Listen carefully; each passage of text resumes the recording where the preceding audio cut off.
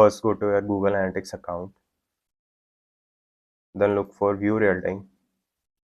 Here you will find real-time overview. Let me explain all the things in real-time overview. In real-time, you will see, you will get 100% and sample report. If this is not, you will get a sample report data and a triangle with red marking.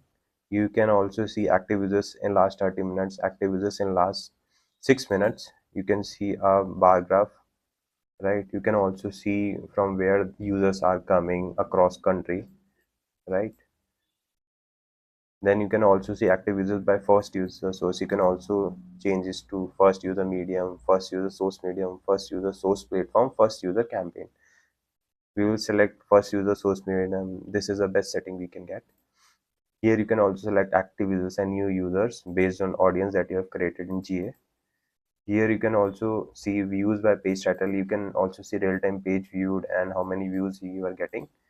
Event count by event name is also good graph. You can all see what type of events you are getting here. Every event is been listed here. You can also select key events from the same component and you will only see the key events that you wanted to look at real time. You can also see active users by user property. This is also a good graph.